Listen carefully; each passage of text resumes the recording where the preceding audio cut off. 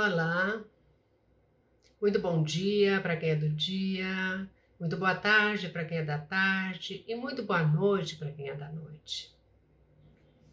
Graças à tecnologia, temos a possibilidade de assistirmos a este vídeo a qualquer hora, a qualquer dia e até a qualquer ano.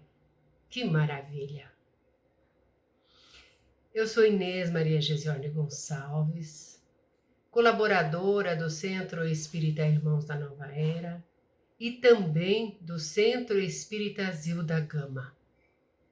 E hoje estamos aqui para dar continuidade aos estudos do Evangelho segundo o Espiritismo, em continuidade ao projeto desenvolvido pela USE Distrital Santo Amaro. E nesse momento nós convidamos a todos para juntos elevarmos os nossos pensamentos a Deus, pedindo a Ele a permissão e a bênção para a realização desses estudos que ora vamos fazer.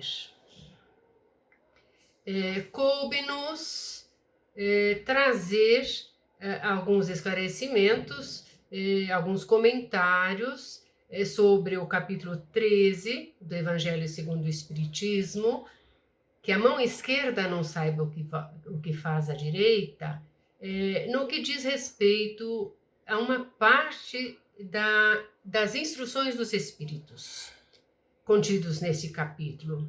Esse estudo, que já foi iniciado pelo Silvio, terá continuidade no próximo programa com o Júlio, o nosso marido.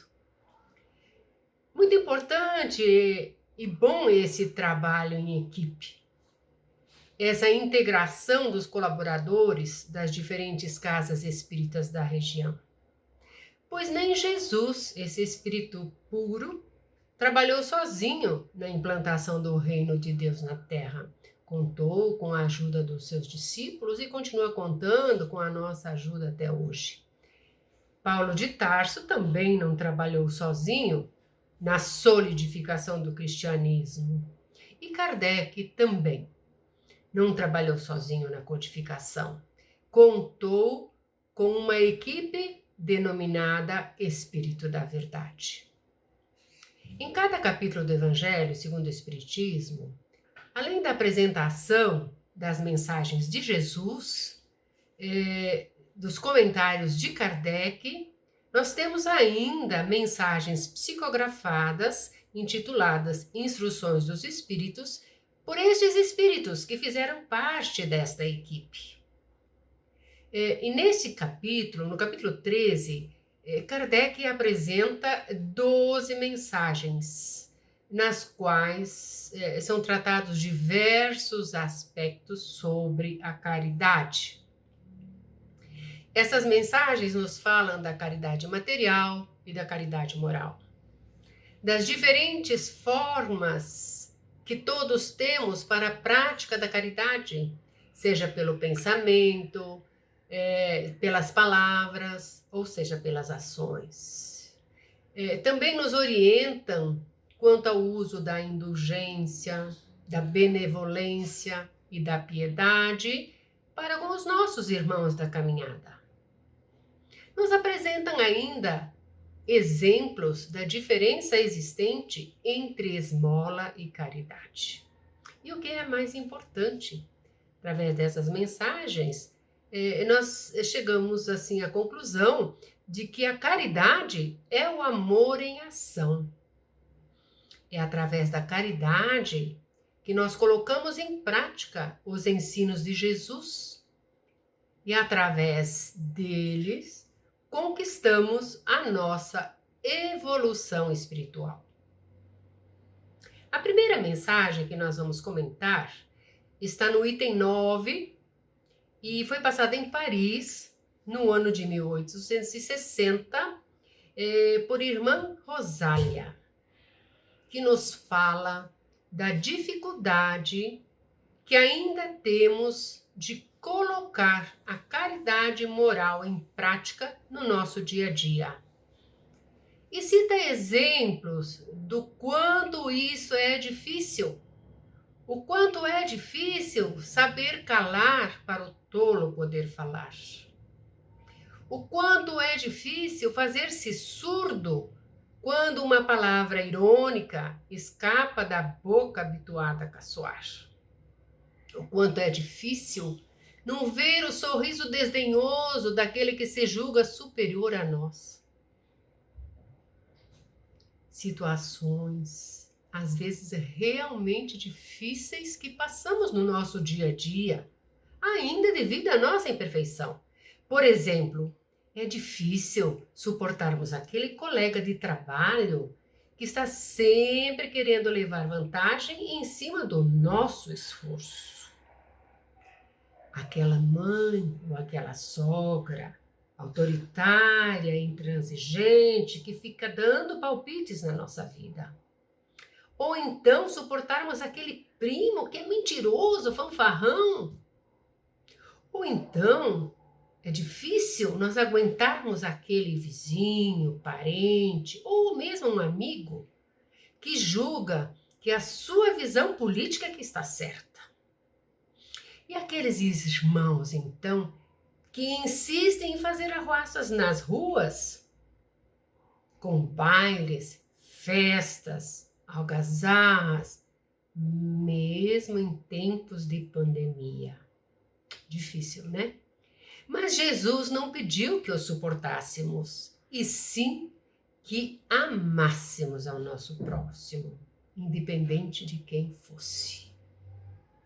Nessa mensagem também, ela nos coloca que se realmente nos amássemos e se amássemos ao nosso próximo, a distribuição de riqueza seria mais igualitária, que evidentemente um não quereria levar vantagem em cima do trabalho ou do esforço do seu próximo, né? Ela também nos pede que não julguemos os necessitados, pois talvez aquele que nos pede ajuda, talvez seja um irmão, um pai, um amigo, que o manto do esquecimento da reencarnação nos fez esquecer na presente vida. No item 10 e no item 15, nós temos mensagens assinadas por um espírito protetor. Segundo a Revista Espírita, de outubro de 1861, este espírito seria o espírito protetor da médium que psicografou essas mensagens, né? E a primeira começa com um questionamento que muitos se fazem e dizem de não poder ajudar o seu próximo porque mal tem para si. Mas em resposta a esse questionamento, diz esse espírito que nós temos 1000 maneiras de fazer a caridade. Seja por pensamentos, por palavras e por ações. E realmente, principalmente neste momento difícil que nós estamos vivendo, nós podemos, pelo pensamento, orar pelos doentes. Orar por aqueles que deixaram a vida na matéria. Orar pelos familiares que viram seus entes queridos serem enterrados sem ao menos se despedir, sem poder se despedir, sem essa possibilidade. Com os nossos pensamentos, nós podemos enviar energias positivas a toda esta gente, né? Quantas vezes também nós podemos, pelas palavras, trazer consolo para aquele que sofre, que se encontra sozinho ou que está desesperado. Também podemos aconselhar o amargurado que blasfema contra Deus. Ou então aquele idoso que diz que vai morrer assim como viveu. E nós também ainda podemos, pela palavra, aconselhar, orientar as crianças já viciadas pelas más companhias. Podemos, através da palavra, fazer despertar a esperança, a confiança em Deus em cada um destes corações. E isto sem necessidade de termos ou não dinheiro. São as 1000 maneiras que temos de fazer a caridade, segundo a mensagem deste Espírito. A outra mensagem desse Espírito ainda foi passada em Lyon, no ano de 1861, e nos fala sobre a virtude da indulgência, da necessidade do perdão para as faltas cometidas pelos nossos irmãos da caminhada e da severidade com que normalmente nós julgamos as ações do nosso próximo, sem a devida empatia, sem nos colocarmos no lugar deles, sem procurarmos entender o seu sofrimento. Para as nossas reflexões de não julgar e entender o verdadeiro sentido da caridade, esse Espírito nos conta uma historinha, um episódio de 2 homens, suas ações e Deus. Começa a historinha dizendo assim: um homem muito rico e um outro muito pobre receberam ao nascer 2 sacos, que neles deveriam depositar suas boas ações praticadas durante a vida. Ao desencarnar, cada um deles se apresentou a Deus com o seu respectivo saco. Um saco estava cheio, grandão, ouvia-se até o tilintar das moedas dentro dele. Ah, disse o rico, este é o meu, reconheço-o.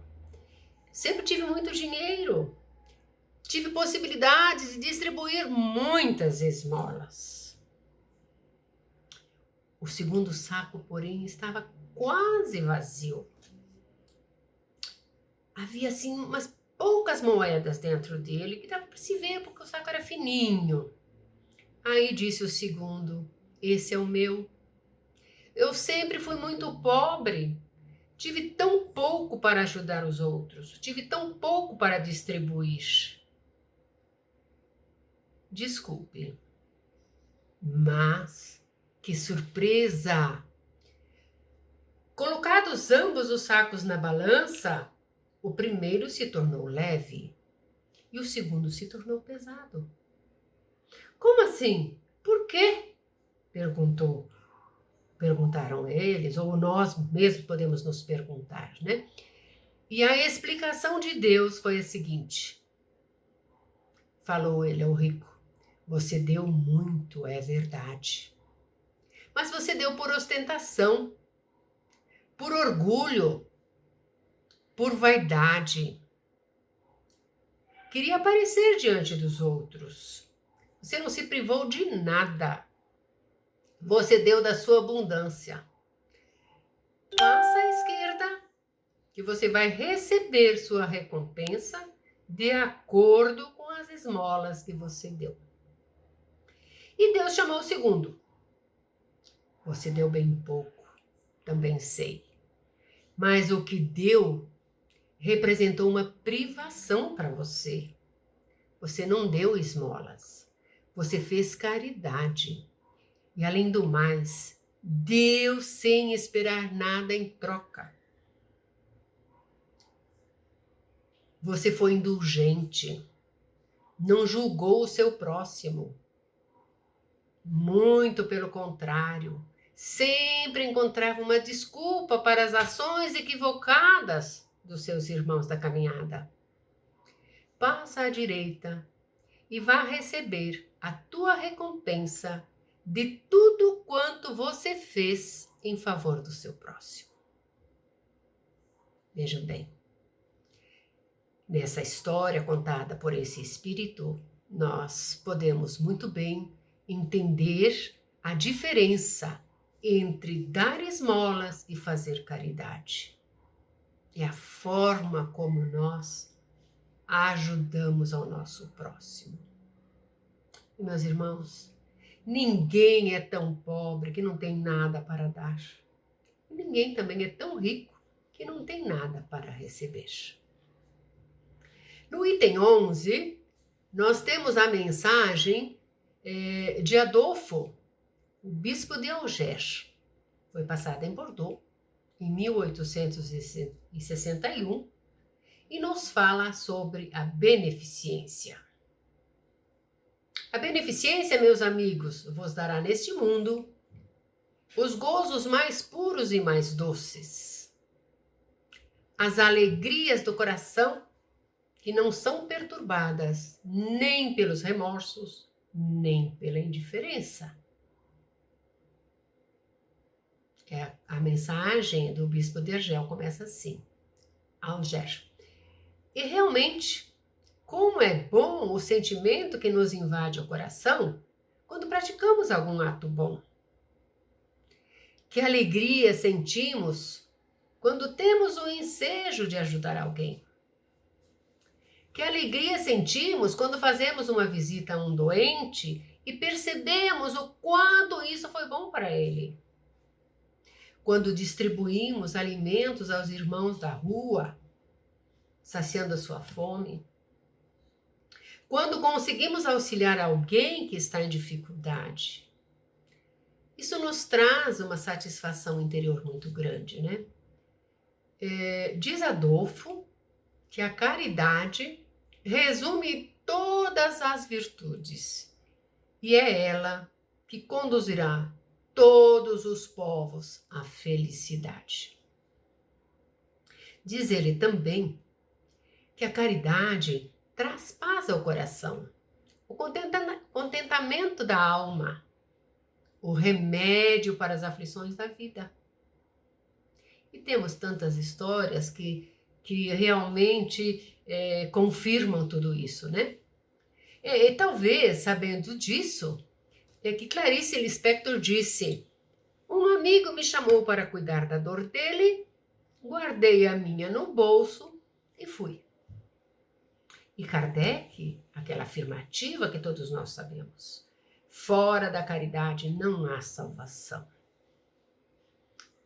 Pesquisando sobre a vida desse bispo, ficamos sabendo que ele trabalhou intensamente durante a pandemia da cólera de 1835, que teve a duração de 2 anos e até foi condecorado pelos préstimos prestados, pela caridade feita durante este período.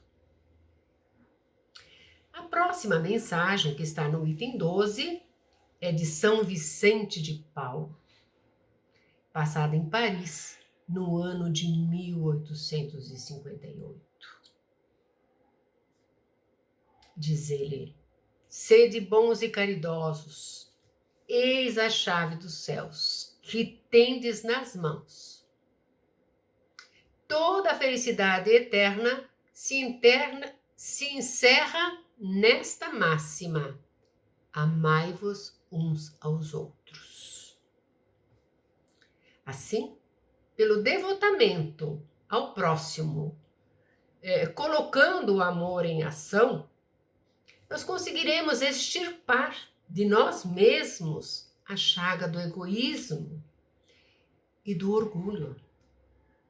E estaremos, então, a caminho do progresso espiritual. Segundo São Vicente de Paulo, através do estudo do Evangelho, assimilamos os ensinos do Cristo, que contém um resumo do Código das Leis Divinas, pelos quais poderíamos evitar muitos males. Diz ele: homens fortes, amai-vos. Homens fracos, fazei da vossa doçura, da vossa fé, as vossas armas.